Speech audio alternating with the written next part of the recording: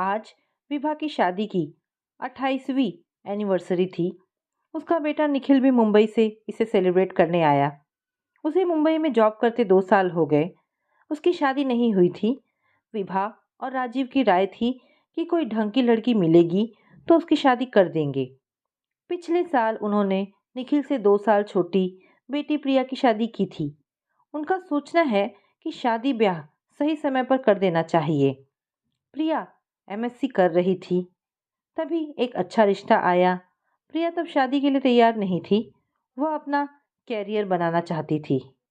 विभा ने उसे समझाया, बेटा, अगले साल तुम्हारी पोस्ट ग्रेजुएशन पूरी हो जाएगी। जॉब करनी है तो कोई अच्छा स्कूल ज्वाइन कर लेना। थोड़े नानुकुर के बाद वह तैयार हो गई। आज वह एक बड़े प्रसिद्ध स्कूल में टीचिंग का काम कर रही है और अपने जॉब से खुश है। इस समारोह में विभा ने कुछ खास लोगों को ही बुलाया था।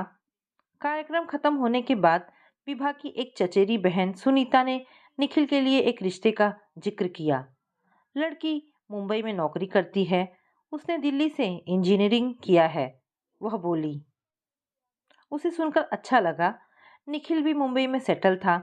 दोनों साथ काम करेंगे तो घर गृहस्थी का आर्थिक बोझ आसानी से उठा सकेंगे। सुनीता ने लड़की की फोटो मोबाइल के जरिए दिखाया। लड़की देखने में बहुत सुंदर थी। समारोह के समाप्त होने के बाद विभा ने मौका देखकर एक दिन अपनी चचेरी बहन सुनीता से संपर्क किया। लड़की की मम्मी ही सब कुछ है। सुनकर उसे बहुत अफसोस हुआ। उसके पापा को हुआ क्या था? विभा ने प्रश्न किया। अरे वह नहीं जो आप समझ रही हो। उसकी मम्मी तलाकशुदा है। यह बात सुनकर विभा को मायूसी हुई। उससे उबरी तो पूछा, सुनीता, तुम लड़की की मम्मी को कब से जानती हो? उससे तुम्हारा रिश्ता क्या है? दरअसल लड़की की माँ मेरे पड़ोस में रहती है। अच्छी जान पहचान है। काफी मिलनसार महिला है। यहीं एक प्राइवेट स्कूल में शिक्षिका है। विभा के लिए बाकी सब तो ठीक था, पर उसकी माँ का तलाकशुदा होना उसे अच्छा नहीं लग रहा था। उसने अपने मन की बात सुनीता से कही। दीदी, जमाना बदल रहा है। नहीं निभा होगा तो हो गई होगी अलग। रोज रोज घुटकर जीने से अच्छा है अलग हो जाए।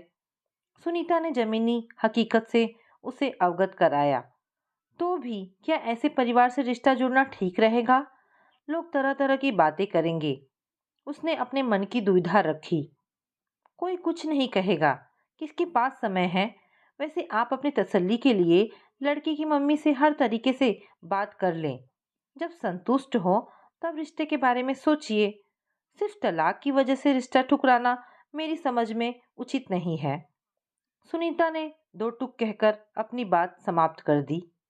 एक तरफ लड़की की पढ़ाई लिखाई, अच्छी नौकरी का लोभ था, तो दूसरी तरफ उसके परिवार को लेकर मन में तरह तरह की दुश्चिंतता। अतः विभा ने पति राजीव से इसका जिक्र किया। इस पर राजीव ने अपनी प्रतिक्रिया दी। देखो विभा, हर सिक्के के दो पहलू होते हैं। जरूरी नहीं कि जैसा तुम सोचती हो वैसा ही हो। तलाक लेने का मतलब यह नहीं कि उस महिला का चरित्र संदिग्ध हो गया। तमाम ऐसे पुरुष हैं जिनकी नजरों में औरतों की कोई अहमियत नहीं होती। वे अपनी तरह से जीना पसंद करते हैं। शराब पीना, पर स्त्री संबंध, मारना पीटना, ऐसी तमाम हरकतें हैं जो अपनी बीवी के साथ करते हैं। ज्यादातर महिलाएं इसे अपनी नीति मानकर स्वीकार कर लेती हैं। वहीं कुछ के लिए तलाक ही आखिरी रास्ता होता है। राजीव ने गलत नहीं कहा। इसका एहसास विभा को हो रहा था। उसने एक दिन लड़की की मम्मी को बुलाया। बातचीत से वह सुलझी हुई लगी। ना जाने क्यों विभा को उसका चेहरा जाना पहचाना सा लगा। हो सकता है दिल्ली में ही कहीं देखा हो। उन्होंने अपना नाम सुधा बताया। उसके पति के बारे में विभा ने जानना चाहा तो कहने लगी, वे एक व्यवसायी हैं। इससे ज्यादा मैं उनके बारे में कुछ भी बताना मुनासिब नहीं समझूंगी। वे रहते कहाँ हैं? आपका मायका कहाँ है? विभा ने फिर भी पूछ ही लिया। जी, मैं मेरठ की रहने वाली हूँ। मेरे एक्स पति भी वहीं रहते हैं। अब तो उसे पूरा भरोसा हो गया कि यह वही महिला है जिसके बारे में वह सोच रही थी। फिर भी तसल्ली के लिए उसने सोचा कि सब कुछ उसी से पूछना मुनासिब होगा। पर क्या अभी उचित होगा? उसे लगा नहीं। जब तक शादी के लिए सबकी राय एक नहीं बनती, तब तक सुधा के अतीत को कुरेदना उचित नहीं होगा। विभा ने दूसरी बात छेड़ी। क्या वे अपनी बेटी से मिलने आते हैं? विभा के इस सवाल पर सुधा किंचित भरे मन से बोली, नहीं। उसे आश्चर्य हुआ।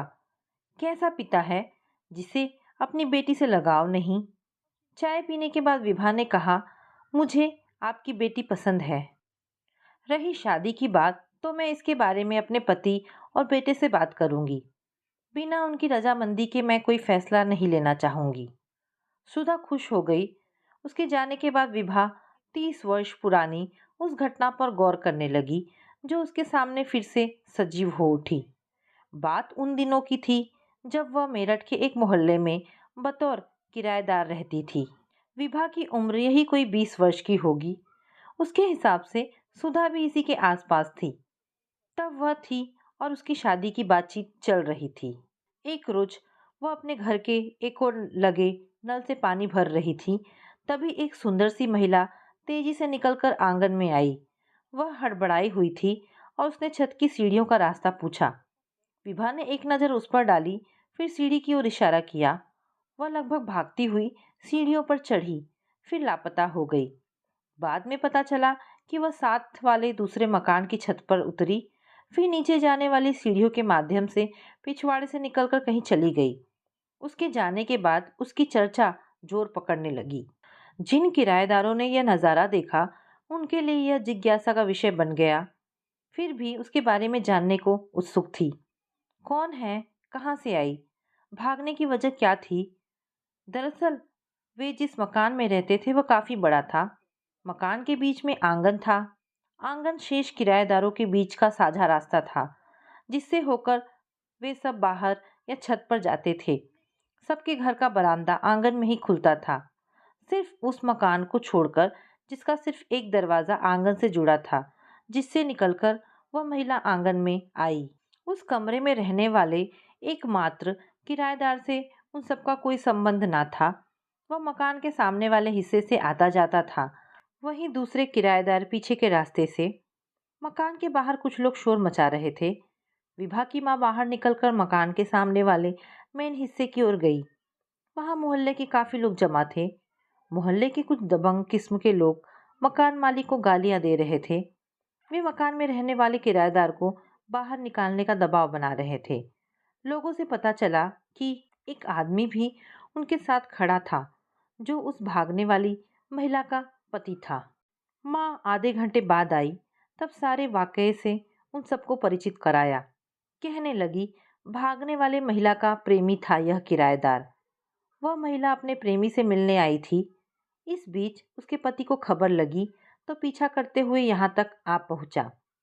अब विभा की समझ में सारा मांजरा आया। वह महिला वाकई सुंदर थी, जिसकी सुंदरता की चर्चा मोहल्ले में कुछ दिनों तक होती रही। उसके बाद बात आई गई हो गई। साल भर बाद उसकी शादी हो गई और उसने उस घटना को हमेशा के लिए भुला दिया। तो क्या यह वही महिला है?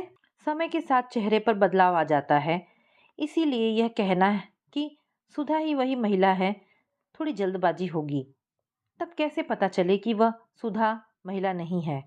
अगर सुधा वही महिला साबित हो गई, तब तो शादी का सवाल ही नहीं उठेगा। इस बीच निखिल ने खबर दी कि वह उस लड़की से मिला है। उसका नाम अदिति है। बातचीत से ठीक ठाक लगी। उसे जब मैंने बताया कि मेरी माँ तुम्हारी माँ को जानती है, तो वह खुश हो गई। हम दोनों ने ऑफिस से निकलने के बाद एक रेस्टोरेंट में कॉफी भी पी। अदिति बहुत सुंदर लड़की है। सुंदर शब्द ने उसे धर्म संकट में डाल दिया। निखिल ने अदिति से शादी की जिद की। तब वह क्या करेगी? तलाक तक तो ठीक था, पर जब बात चरित्र पर आएगी तब क्या होगा? उसे अपने आप पर अफसोस होने लगा कि क्यों इस मामले में जल्दबाजी दिखाई। ना निखिल को लड़की की फोटो और पता बतलाती, ना ही वह एकदम आगे बढ़ता। उसने राजीव से कहा तो वे बड़े निश्चिंत भाव से बोले, इसके लिए ज्यादा चिंता करने की जरूरत नहीं है। निखिल ऐसा कुछ नहीं करेगा। हाँ, तुम लड़की की माँ को बुलाकर चाहो तो अपनी शंका का समाधान कर सकती हो। मेरे हिसाब से ऐसा कुछ नहीं होगा जो अनुचित हो। माँ का अच्छा कैरियर है, बेटी को उच्च शिक्षा दिलवाई है, यह सब अच्छे संस्कारों से ही संभव है। विभा को राजीव की बात जची। मौका देखकर सुधा को दोबारा बुलवाया। क्या मैं आपकी निजी जिंदगी के बारे में जान सकती हूँ? पहले तो वह थोड़ा हिचकी, फिर तैयार हो गई। मेरे मन में आपको लेकर कुछ शंकाएं हैं, जिसका समाधान हो जाए तो इस रिश्ते के लिए मुझे कोई ऐतराज नहीं होगा। जी पूछिए। मैं भी चाहूंगी कि कहीं कोई कसर ना रह जाए, जिसके लिए हम दोनों को पछताना पड़े। उसने उस घटना का जिक्र किया। कुछ क्षण के लिए वह कहीं खो गई। जब उभरी तो उसकी आंखों के दोनों कोरे भीगे हुए थे। एक स्त्री होने के नाते वह भी भावुक हो गई। मैंने सोचा था कि वक्त के साथ मेरा अतीत भी दफन हो चुका होगा, पर ऐसा हुआ नहीं। आपके रूप में फिर से जिंदा हो गया। यह सच है कि मैं वही अभागिन स्त्री हूँ जिसके बारे में आप जानती हैं। वह मेरा प्रेमी था, पर यह सच नहीं था कि मैं शादी के बाद भी उससे मिलती थी। उस दिन उससे मिलने की सिर्फ यही वजह थी कि उसके पास हमारे साथ बिताए कुछ पलों की तस्वीरें थीं, जिन्हें मैंने लेने का प्रयास किया। पता नहीं कैसे मेरे पति ने मुझे रिक्शे से अकेले जाते हुए देख लिया। उन्होंने मेरा पीछा किया और वे वहां तक पहुंचे। उसके बाद जो हुआ वह आपको तो पता ही है। उसने कहना जारी रखा। शादी के 2 साल किसी तरह गुजारे। अदिति उन्हीं की बेटी थी, मगर उन्होंने कभी भी उसे नहीं स्वीकारा। वे बार बार यही कहते कि यह मेरी बेटी नहीं है। अंततः जब उनकी आदतों में कोई बदलाव नहीं आया, तो एक दिन आजीज आकर उसने कहा, क्या स्त्री का प्रेम करना गुनाह है? शादी के पहले आपने भी किया होगा। आपका प्रेम क्षम्य, वही मेरा प्रेम व्यभिचार। सिर्फ इसलिए कि मैं एक स्त्री हूँ। तुम्हारी वजह से आज भी मैं सामाजिक रुसवाइयों से मुक्त नहीं हो पाया। कोई बात छुपती नहीं, सबको पता चल चुका है कि तुम शादी के बाद भी अपने प्रेमी से मिलती रही। मेरे पति बोले, उसके लिए आप जिम्मेदार हैं। अगर आप खुले दिमाग के होते तो क्या जरूरत थी मुझे उससे फोटो लेने की? साथ फोटो खिंचवा लेना एक आम बात है। लड़का लड़की एक साथ पढ़ रहे हैं, यदि उनके बीच एक अच्छी दोस्ती बन जाती है तो साथ में फोटो खिंचवा लेने से कौन सा पहाड़ टूट पड़ता है। मगर नहीं, मन में आपको लेकर एक भय था, इसलिए उसके पास गई थी। आपने तो सोचा कि मैं उसके पास प्रेमालाप करने जा रही हूँ। कौन देख रहा है कि अंदर तुम क्या कर रही हो? मैं चाह कर भी उस पल को भुला नहीं पाता। इसका इलाज क्या है? तलाक। यही उनका निर्णय था। मैंने भी इसे बेहतर फैसला समझा। तब से आज तक मैंने कभी पीछे मुड़कर नहीं देखा। दूसरी शादी का ख्याल नहीं आया। पता नहीं क्यों मेरा मन नहीं हुआ। सोचा एक लड़की है, उसे ही अपने जीवन का मकसद बनाऊंगी। उसे अच्छी परवरिश दूंगी, शिक्षा दूंगी। कल को आपकी बेटी भी आपके पद चिन्हों पर चले तब। मैंने कौन सा गलत रास्ता चुना था? प्रेम किया जो किन्हीं कारणों से शादी में तब्दील ना हो सका। इसमें बुरा क्या है? जरूरी नहीं कि आप जिससे प्रेम करते हैं उससे विवाह भी हो। मेरी गलती यह थी कि अपने प्रेमी से संपर्क करके उससे अपना अतीत मांगा, जो मेरे पति के शक का कारण बना। इसमें मैं अपने पति को दोष नहीं दूंगी, बल्कि मुझ में आत्मविश्वास की कमी थी। ना जाती उसके पास, जो होता देखा जाता। कल यदि मेरे पति को मेरे प्रेमी से पता चलता कि मैं उससे प्रेम करती थी, तो मैं निडर होकर कहती, हाँ करती थी। और हाँ, आप यह मत समझिएगा कि मेरी बेटी नहीं जानती है। मैंने उसे सब बता दिया है। जमाने की ऊंच नीच भी समझा दी है। मुझे उस पर पूरा भरोसा है कि वह ऐसा कोई काम नहीं करेगी जिसके लिए उसे बाद में पछताना पड़े। उसमें मुझे लेकर कोई हीन भावना नहीं है। सुधा की बातों से लग रहा था कि वह बेकसूर स्त्री थी। वह उठकर जाने लगी। विभा ने उसे दरवाजे तक छोड़ा। इतना सब कुछ कहने सुनने के बाद उसके चेहरे पर कहीं भी अपराध बोध के शिकन न थे। यह विभा को अच्छा लगा। 1 महीना गुजर गया। उसने इस शादी के बारे में सोचना छोड़ दिया था। एक दिन निखिल का फोन आया। माँ, मुझे अदिति पसंद है, मैं उसी से शादी करना चाहता हूँ। सुनकर विभा को तीव्र आघात लगा। उस समय तो कुछ नहीं बोली, मगर जब रात को राजीव ऑफिस से आए तो निखिल की पसंदगी के बारे में जिक्र किया। दिक्कत क्या है? लड़की उच्च शिक्षा प्राप्त है, अच्छी नौकरी में है, मुझे तो उसमें कुछ खराबी नजर नहीं आ रही। मैं उसकी माँ का अतीत पचा नहीं पा रही हूँ। अतीत के बारे में सोचकर क्या हासिल हो जाएगा? जीना तो है हमें वर्तमान में। वर्तमान यही कहता है कि उस लड़की में कोई खराबी नहीं है। अगर उसकी माँ चरित्रहीन होती तो दूसरी शादी रचाकर ऐश करती, मगर नहीं, उसने अपनी जवानी अपनी बेटी के भविष्य के लिए कुर्बान कर दी। इससे बड़ा त्याग कुछ नहीं हो सकता। राजीव का तर्क न्याय संगत था। इसका मतलब आपको यह शादी पसंद है? ज्यादा खोजबीन का जमाना गया। आज के बच्चे अपने आर्थिक भविष्य के बारे में ज्यादा सोचते हैं। निखिल ने उसकी शक्ल नहीं बल्कि अपना आर्थिक भविष्य देखा होगा। आज के बच्चे भावनाओं में नहीं बहते। ऐसा ही लड़की ने भी सोचा होगा। ऐसे बच्चों के आगे हम कहाँ टिकते हैं? कल को बेटे बहू को लगेगा कि हम बेकार हैं, तब क्या होगा? या तुम क्या सोचने लगी? मैं गलत नहीं सोच रही। आप ही तो कह रहे हैं कि आज के बच्चे भावनाओं में नहीं बहते। ना भावना रहेगी, ना वे हमें पूछेंगे। कहकर विभा निराशा में डूब गई। उसकी चिंता मत करो, कल की कौन जानता है। और हाँ, सुधा के अतीत का जिक्र कभी भी निखिल के सामने मत करना। विभा ने भी मन बना लिया कि ऐसा ही होगा।